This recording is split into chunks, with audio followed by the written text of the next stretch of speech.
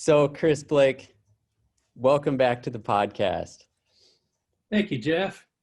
It's always good to have you.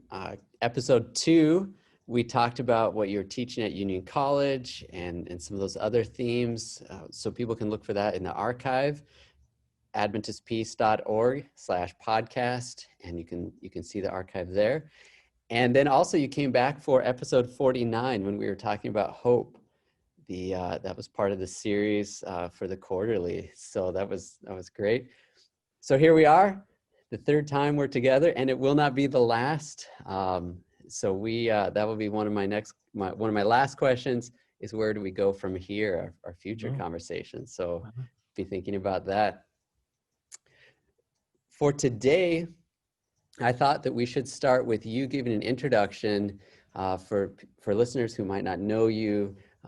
If you'd introduce yourself, maybe in a way that orients to this conversation about your role as a pastor, but giving a bigger picture, more general picture about who you are.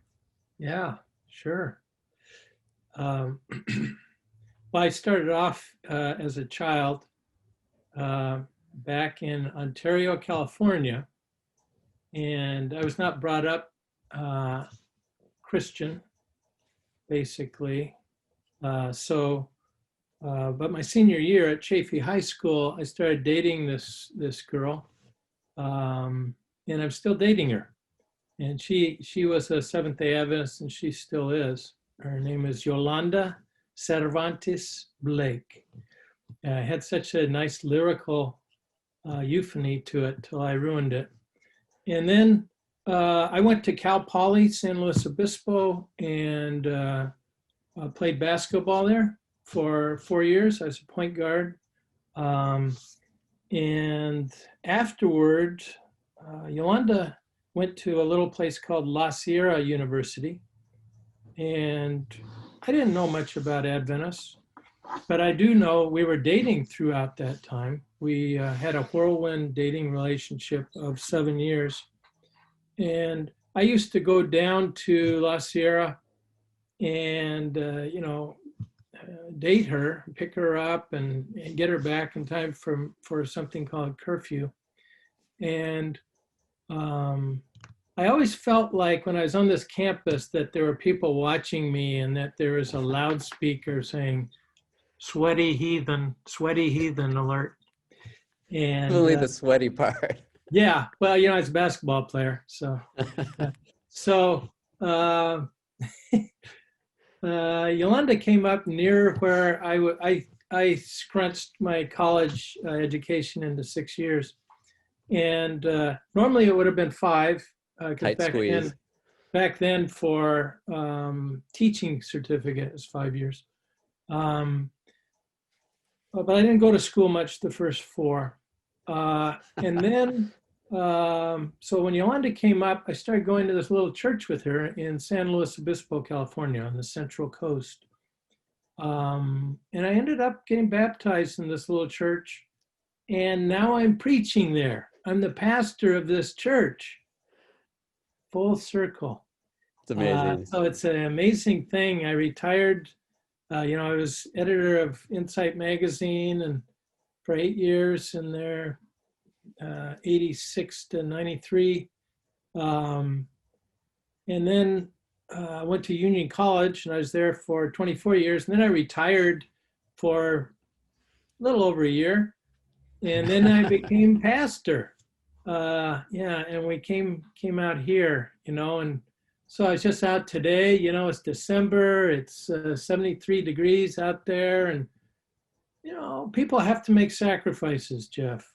And so I am doing that. We all are called this out here on the Central Coast. And so, so I've been now Seventh-day Adventist Christian for more than 40 years. And I've enjoyed the journey. I feel like I've been able to be myself on this journey, and putting Jesus first has always been ultimate priority for me. And I'll add, as a former student, that was true in the classroom as well. That yes, yes. Thank you. Yeah. So my fourth question was a yes or no question. I'm moving it right up to number one. We're gonna hit it with this. Okay. You I think ready? it's number 2, but go ahead. That's a good point. So you retired from teaching communication at Union College to write, but now you are a pastor. You have pursued love, peace, hope, clear communication, community, and the common good in all of these endeavors. Do you agree? Yes. The operative word is pursued. uh, that is our call. So let's jump into this. My focus for, or my maybe focus isn't the exact word I should use, but my motivation for this this particular episode, this conversation, was a sermon you gave at the San Luis Obispo Church on joining the Adventist Peace Fellowship, Peace Church Network. Right. And so it was great to have your congregation join this network. And so when I heard that, and I had the pleasure of watching, listening to your sermon, and I thought, okay, let's have a conversation about this and put it with the sermon and share that. So I do have a couple questions I want to start with there. We're going to hit a few other things, but that's really the focus, to set up this sermon that people are about to hear or watch. And maybe I'll highlight that we don't normally do a video version of the podcast, but this time we're trying it. So here we are, and you can hear us on the regular audio version of the podcast, or this video version. A video version is on YouTube with this initial conversation between Chris and myself, and then his sermon will play about the Peace Church, about the And the network. sermon, I might mention, Jeff, that the sermon is outdoors. We've been outdoors since June, but we've been able to have church consistently, and probably will for the next few months. Even though the temperature might dip into the 60s out here, we are going to soldier on and stay outdoors, during the pandemic. So you're going to hear, I preached to thousands of people during that time. Most of them are driving past, including, fire trucks and ambulances and different transients yelling things. But that's where we are. We're in the middle of the city, and so you're probably going to hear a little bit of that as well. It's a COVID compliant location. Yeah, that's right. That's right. Excellent. So I'm curious, what motivated you and the San Luis Obispo Church to join the network? What was attractive about it, or why did you want to join? The San Luis Obispo Church has always been active, even when I attended, and it was one reason I was attracted to the church. Active in what I call biblical social justice. I know there are people, language matters, and so there's some people that raise up barriers when they hear about social justice. Well, that's just code word for communism or whatever. But biblical social justice seems to baptize it, and also it is true. It is biblical, the social justice that we are promoting and that we are living out. And so this little church, and it is a very large church. I'm generally preaching apart from the cars going by to somewhere between 40 and 70 people. And so this church has been active in homeless ministry. It's served people in People's Kitchen. It has been if you look at our website, slowadventist.org, SLO standing for San Luis Obispo. In fact, side note, Jeff, instead of rapid transit on our buses, it says slow transit, which I like very much. This on our website, you're going to find some of our partners, for example, and one of them is Stand Strong, and that's the women's shelter. So last year, I took a check over for a considerable amount of money. I'll just say about $10,000, and handed it to one of the directors of the women's shelter, and she just wept. Beautiful. It's wonderful, we're a partner Beautiful. With United Way, and our United Way here is working to eradicate systemic evils, not just the symptoms, but also the root causes, including education and some environmental concerns. Restorative Partners is about, we have a prison nearby, and I've done prison ministry there, and it's about enabling released prisoners to find a way to be assimilated into society, because when they are released, they are given $200, put on a bus, and sent back home where their problems began. Guess what happens, So the rate of recidivism, returning to prison, is usually high through Sister Teresa's homes and work and employment opportunities for these prisoners. Very few of them are returning to prison. So that's another one. Now you can look at some others on there. I'm happy to be joining with them. And so this Adventist Peace Fellowship is a natural outgrowth, Jeff. It's not a veering, it's just on the path, and now we have a signpost next to the road. That really is beautiful. I love that kind of collaboration, local engagement in those different ways, different outlets. I was going to ask how your congregation is going about this, and so that really speaks to that. Yeah, we are trying to work with other people. I'm fond of saying, let's take the sin out of synergy. So. Yeah, all right. Collaborate, work together. That's right. It doesn't have to all be within the congregation. Yes. Yeah. When it says be a peculiar people, I think that's an unfortunate mistranslation in many ways.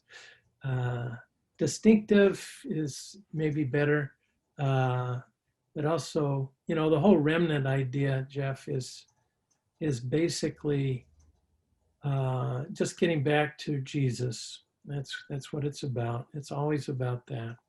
And so whatever leads us closer to the ways and heart of Jesus is good, and a way is not good.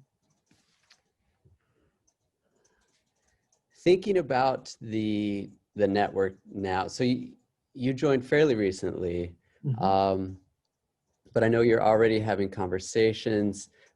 If someone's listening and isn't familiar with the Peace Church Network, I know you're going to describe some of that in the sermon, so they'll hear it there.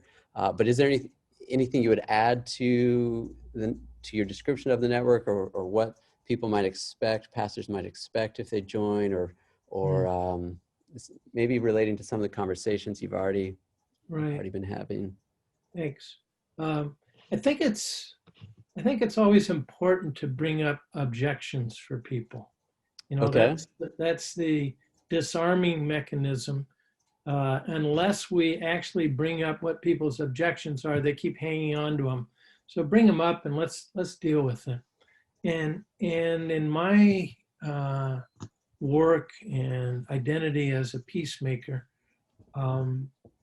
the objections generally are, you're going to be leading us down into some socialistic radical, um, godless sort of approach. Have you ever heard that sort of thing? I've heard some of that, and the Yeah, communist part you mentioned earlier. yeah. So I think all of us are in for a bit of a surprise there on the new earth, but putting that aside, uh, I think to address that, I do. When I went to Insight Magazine, I love stories, as our Lord did and does. So I was interviewed, and one of the interview questions when I was sitting with president and vice president of the Review and Herald Publishing Association, RIP, is what are you? Are you a conservative or a liberal? Ah, yes. And Okay. I've written about that before because I think those are the most damaging labels that we have in the Adventist church. I don't know of anything that's worse.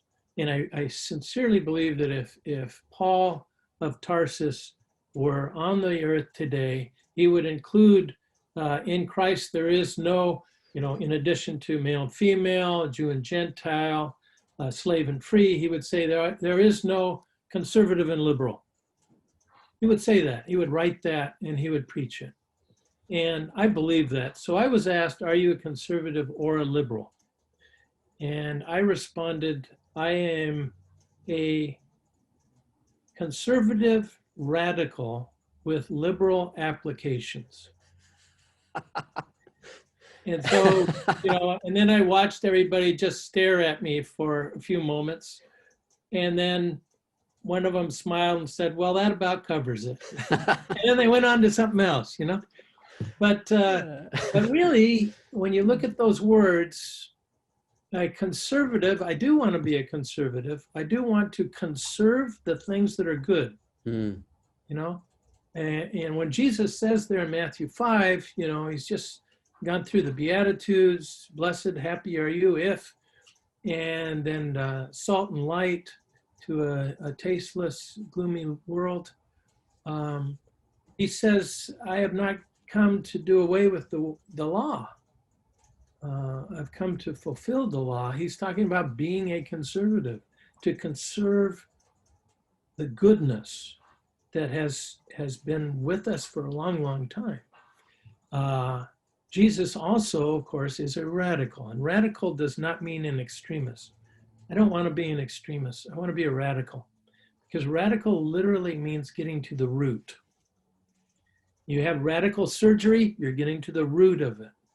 And so Jesus was always a radical. He's always, people are talking to him. Nick at Night there is talking to him.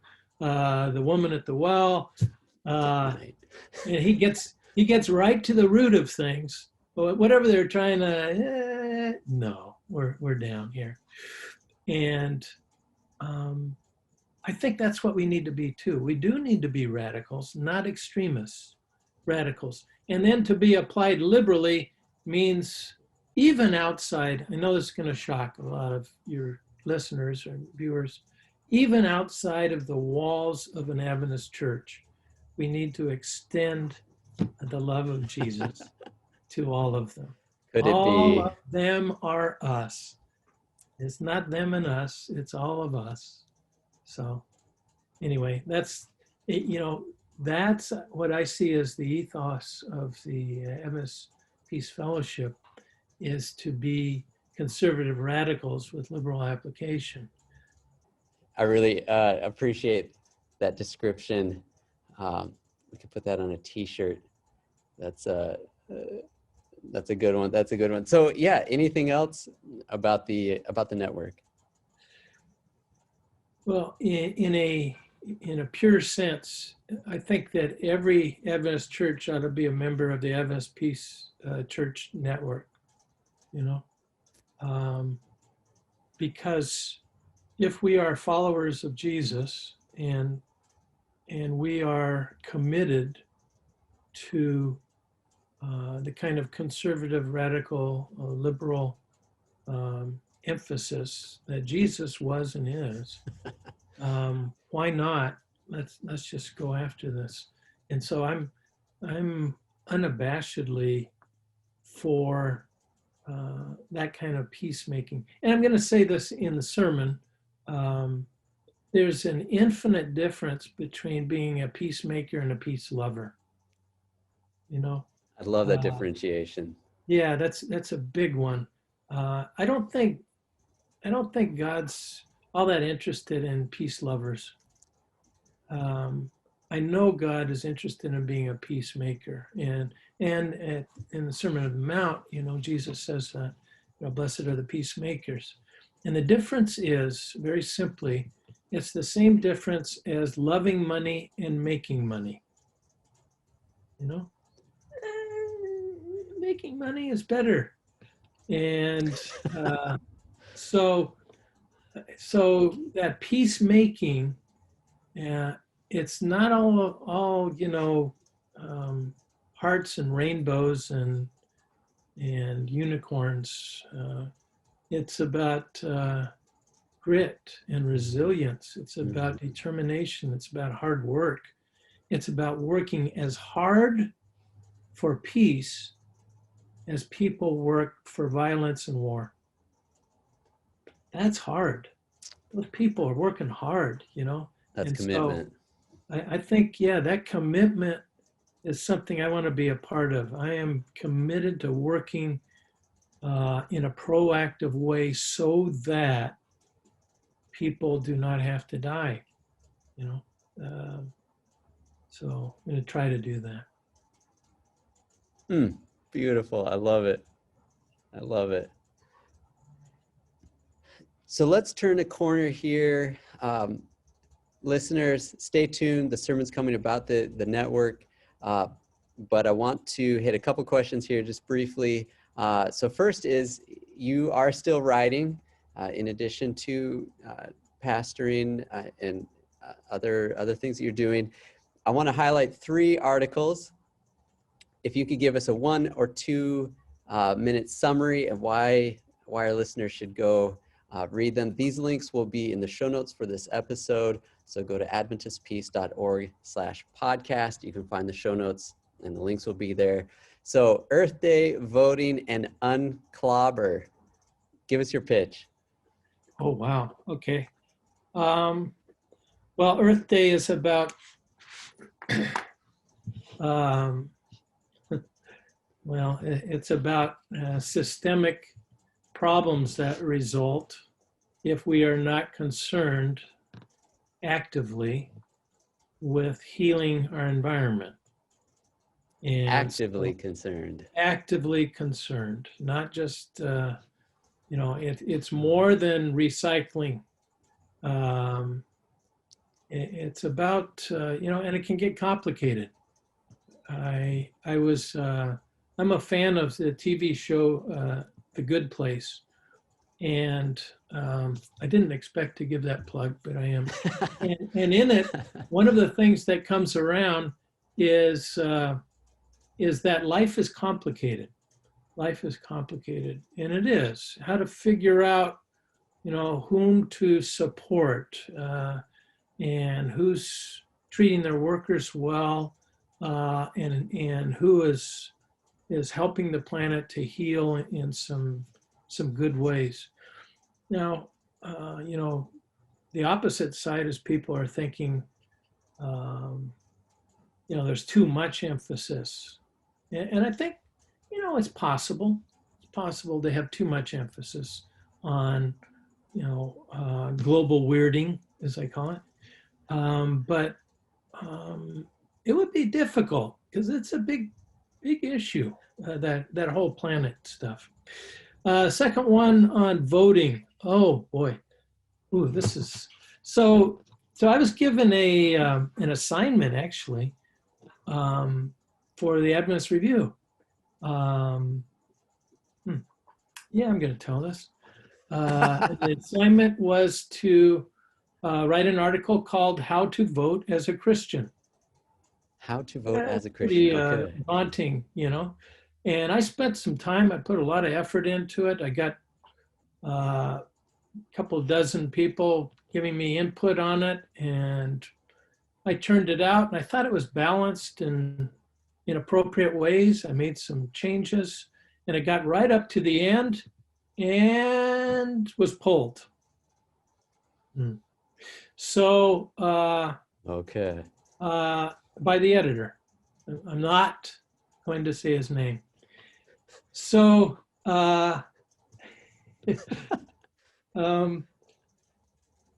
so I put it into Spectrum, How to Vote as a Christian. And you can read it there. It's really 10. Initially, I had commandments, and then people said, don't put commandments. At least one person did. And I said, okay, so here are 10 suggestions. So there they are. You can look at those. How to Vote as a Christian. Some people are probably not as excited about that now, as we're on the other side of November 3rd. But yeah, it's true. there.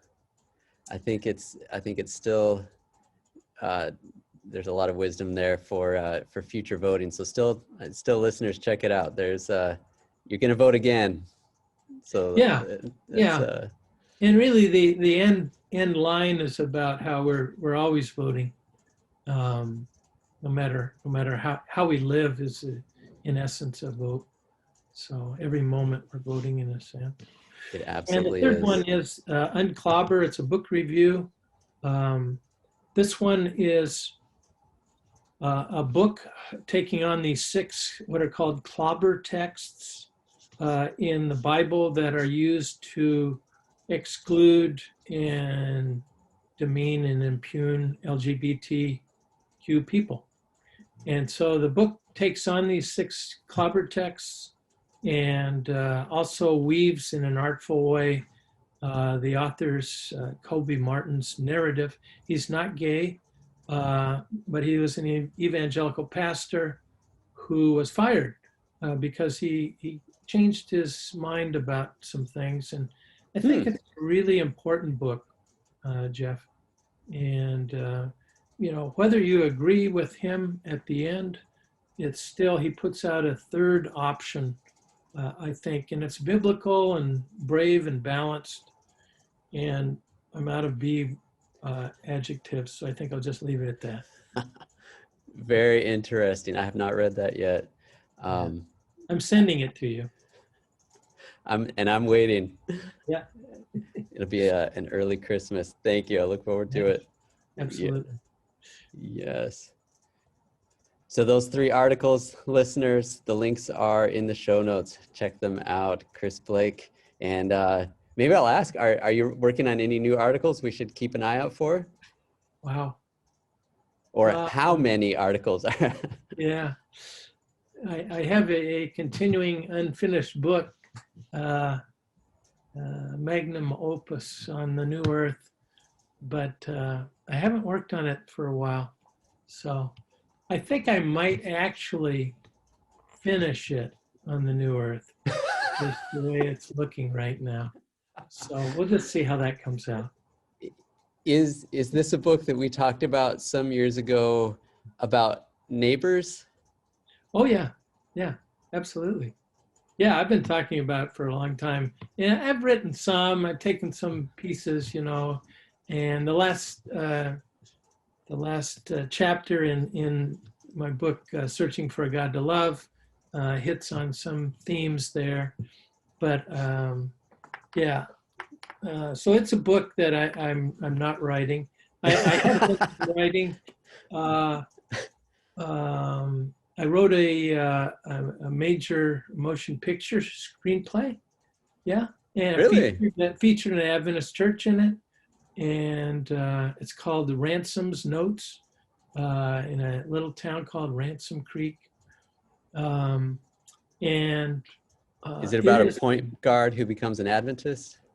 No, it's an Adventist pastor and his family, and then other characters, 4 main characters who interact in some challenging circumstances. And I was trying to do something with God in it that wasn't cringeworthy, you know? And As so, compared to your other books. well, no, I was thinking of films that are labeled Christian films. Have you ever seen a Christian film and then you say, oh, I must not be a Christian then? But, just kind of, to bring some grit and humanity and humor and authenticity to it, and depth. So it is, I think, the best film never made. So on that whole, what I'm writing and not writing, that would fit in as well. The best movie never made. Yeah, but it's not a movie, it's a film, because movies are bad, films are good. So I didn't. Words matter. They do. We established that as an Adventist church a long time ago. Movies bad, so films can be okay. So I have a neighbor for the previous book you were talking about. So given some apparel in this episode. So Yvonne Chouinard, he can have a chapter in the book. I'll nominate him for the book. Okay. All right. Excellent. We'll go for it. Yeah. So, Chris, it's always good when we have a chance to get together. I miss the days when we could sit around your table and share food and talk about the most recent films we had seen or books we had read, projects we were engaging in. So look forward to someday getting through this pandemic, connecting again. Absolutely. Won't that be good? But for now, we will just have to look forward to our next podcast episode. So you were on number 2, number 49. And so next time, what are we going to talk about next time? What's your vote? Wow. I hadn't really thought of it till you said this. I think, maybe what it means to be a radical. Maybe we could plumb the depths of that. What it means to be a radical. It's a word that I think is not treated fairly, and we need to take it back. The other thing might be the importance of righteousness by love, even more so than righteousness by faith. That righteousness by love is the supreme belief, because it incorporates action, and that love is even superior to faith, and so it actually liberates us from saying that here I am and here are my 28 beliefs.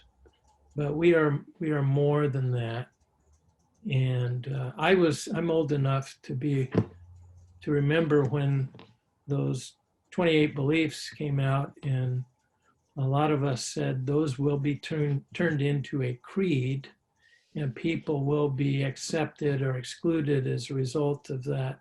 No, that won't happen. Yeah, it's happened. Didn't take long. And so, it's just going to be a summary. Well, no. So, we can move beyond creedalism, and we can also be radical in our love for Jesus, who is love with skin on it. I love it. So we've got 2 good episodes. Digging into the radical nature of our faith. Yes. What does that word mean? Where is that? And then righteousness by love. We got some good ones coming. Let's do it. There you go, Jeff. Always a pleasure. Always a pleasure. Thank you. Thank you so much. And now, let's roll the sermon. Thank you, Brian. Good morning, children of the living God. It used to be somewhere around the middle of my sermon, I would ask our congregation to do some interaction. and talk to one another, and then sometimes we put a microphone in front of people and ask them what they heard. Remember that? Yeah. I was talking with somebody recently, and she said, that was my favorite part of your sermon. I said, when I wasn't talking. She said, yep, that was it. And I thought, we've put that aside during COVID, the pandemic, the sharing part. But I'd like you just to, holler out something in response to this question. When you turn on, and Brian alluded to this, when you turn on the news or listen to the news or read the news, somehow you come in contact with the news these days. What is a sense of what you receive? What's a word that comes to mind as you're listening and watching? Distortion. Keep going. Confusion. Chaos. Unprecedented. Fear.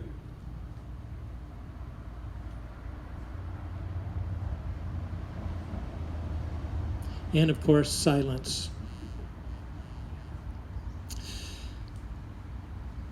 So, what's an antidote for all those? That's one reason we're here this morning. Is the antidote is God. The antidote is Jesus. The antidote, in one word, is peace. Peace brings clarity. Peace brings joy. Peace brings love. This past week, our church, our little church here, was inducted as an official peace church into the Adventist Peace Fellowship. Now, this is a select group of churches. There are currently only 7 in the world, and we are now one of them, one of 7. So the question is, okay, what is an Adventist Peace Church? Here's the official website response. I have edited it for conciseness. You're welcome. The Adventist Peace Fellowship supports a network of churches committed to working for peace and justice as an integral part of their identity and mission. That's the mission statement.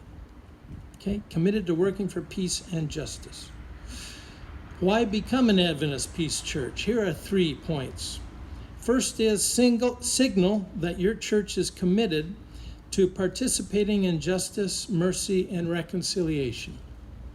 Second one, deepen your connection with the historical and theological resources of the Adventist movement, celebrating a heritage that many do not know we have. Even we ourselves are unaware of a lot of our heritage in peacemaking and social justice. And the third one, connect with other Adventists who are trying creative and challenging ways to be part of the peaceable kingdom. Sometimes church members can feel that they are alone in working for peace and justice, and knowing we have a wide Adventist community doing and pursuing these themes is encouraging. So the next question addressed on the website is, what does a peace church do? Here are 4 points. A, the local church identifies the APF, that's Adventist Peace Fellowship, issues or commitments they choose to emphasize. So these types of focus include, here are some of the foci, I guess would it be? Care for creation, economic justice, peacemaking and reconciliation, racial and gender justice, and health and human rights. Those are some of them. B, churches appoint a peace coordinator. We will need a volunteer, a peace coordinator, whose responsibilities include representing the local church to the larger network, encouraging the congregation to stay engaged with peace and justice issues, and helping the congregation achieve and maintain its place as an official Adventist Peace Church. So please, if you're interested in being our peace coordinator, see me and talk to me or write to me and let me know, okay? C, congregations embody their commitments by engaging in actions or awareness-raising events in their local communities to address peace and justice concerns. We encourage you to communicate regularly with the Peace Church Network coordinator about your congregation's plans and activities so we can share these stories with the wider network around the world on our blog and podcast. APF, Adventist Peace Fellowship, has a blog and a podcast. And finally, here on this, Adventist Peace Churches plan worship services, this, by the way, is one of them, that emphasize peace and justice themes. Ideally, these themes are woven into worship, Bible studies, sermons, and classes. So we are now officially, as of Monday, an Adventist Peace Church, one of 7 in the world. Naturally, it helps to define terms. What do we mean by peace?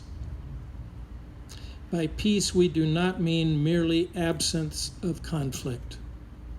If that is our definition, Jesus was definitely not the Prince of Peace. He was often a catalyst in the very center of conflict. Yet he brought his peace, his calm joy to every circumstance. In a sense, Jesus asks us, his followers, not to be mere thermometers reflecting the current temperature. Whatever we're seeing and hearing, we're not called to reflect that. We are to be thermostats, changing the climate as needed. Thermostats, not thermometers. For example, look at Jesus after his execution. He could have come back and said, okay, now let's go destroy my enemies. You know, I almost said enemies because I have a grandson who says enemies, and I say that to him. I'm glad that I shared that with you, and I know you are too. Instead of saying, let's go destroy my enemies, Jesus gathers his followers to build a joyful community that will last forever. We are part of that community here today. Peacemaking is also not merely a desire, a wish. The difference between loving peace and making peace, the difference between a peace lover and a peacemaker, is the difference between loving money and making money. There is a great difference. Those of us who are parents can remember our children starting to learn that difference when they were teenagers. Peacemaking is hard work. Peacemaking calls for courage, calls for resilience. Peacemakers state, we will not allow fear and hatred to dominate us. Brian's prayer echoed this. We will plant seeds of healing and hope. We will sing the beautiful melody of selfless love. We will live with defiant optimism. Defiant optimism. As a famous peacemaker, Martin Luther King Jr. framed it, nonviolence means avoiding not only physical violence, but also internal violence of spirit. You not only refuse to shoot a man, but you refuse to hate him. What a needed theme for our society today. In Matthew 5, as part of the Beatitudes, Jesus proclaims, "Blessed are the pure in heart, for they will see God." You know, purity is not often discussed these days. How purely loving are my motives? And actually, Pastor Emily and I will have a series on purity in the near future. And then Jesus says, "Blessed are the peacemakers, for they will be called children of God." When we make peace, we are God's children. Notice that Jesus moves from motive, pure in heart, to action, peacemakers. This is what it means to be a follower of Jesus. We move from pure motives, from motives of love, into action. All true followers of Jesus are activists. I want most of all in life to be a close follower of Jesus. How about you? Peacemaking is practical. In his first epistle, Peter quotes from Psalm 34.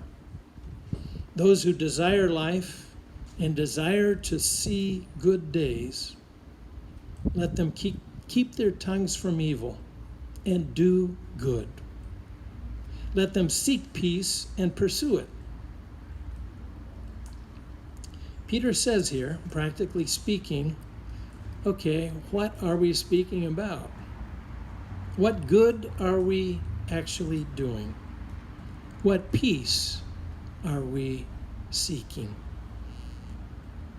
The four pillars of peacemaking are dialogue, justice, forgiveness, and reconciliation. Dialogue, justice, forgiveness, and reconciliation are the four pillars of peacemaking. It is not enough just to bray whatever it is we're trumpeting.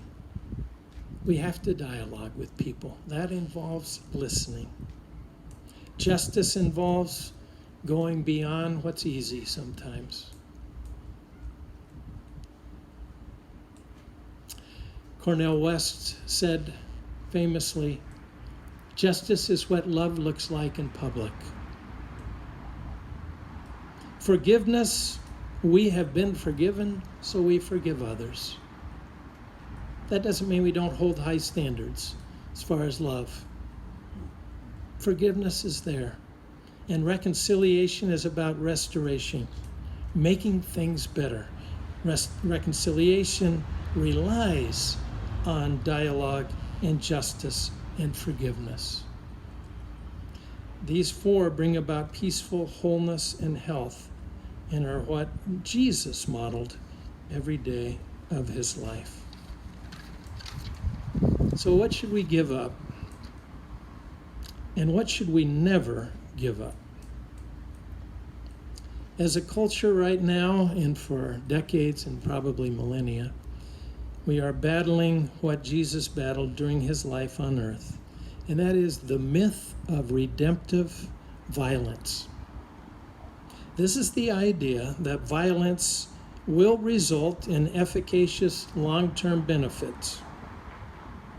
Despite what modern entertainment often sells, every action movie ever made, we must give up this idea, this myth of redemptive violence. It's a lie. Violence does not heal as a long-term solution. Jesus knew that. That's why he said, "Put away your sword." After World War II, and by the way, World War II was an outgrowth of World War I. We ought to be clear on that. The United States morphed our Department of War to become a Department of Defense.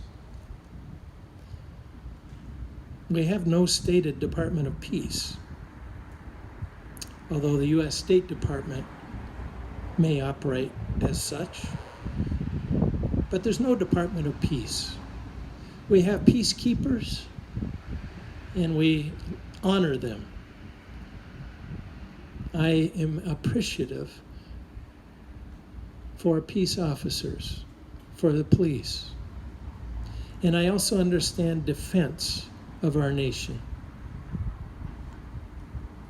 The world is a complicated place, but wouldn't it be wonderful to have a Department of Peace that got to the root issues of things and spent maybe, 1/10 what we spent on our military to take care of needs, to make sure that the swamp of terrorism is drained so that the mosquitoes of terrorists don't breed. The Hebrew word for peace and wholeness is shalom, an active energy, integrated and joyful.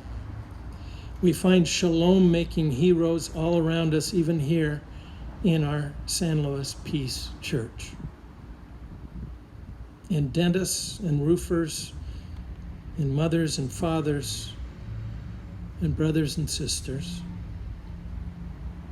and speech therapists and lawyers and doctors and nurses and counselors and plumbers and artists and architects and dental assistants, teachers, computer programmers, whatever your profession, whatever your art, you can be a peacemaker where you are. Even more than that, sometimes people call me, minister. And I remember as a teacher, hearing people say quite often, well, I left teaching to enter the ministry.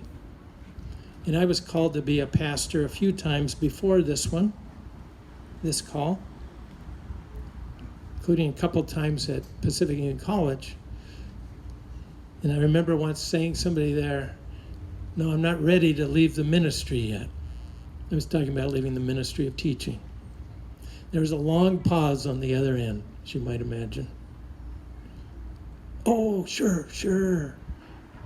Yeah, teaching's a ministry too. Well, yeah. There's pastoral ministry, and there's plumbing ministry. There's counseling ministry. There's computer programming ministry. Whatever your profession, you can be a peacemaker and a minister where you are.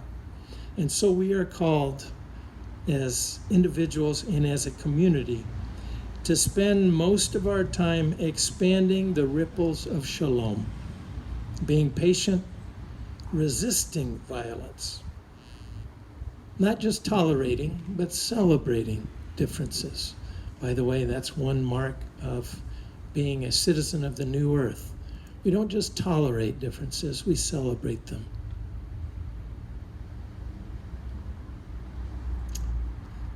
We lead in love through questions, through showing kindness, through listening. And we should never give those up. We are called as shalom makers to be a community of peace.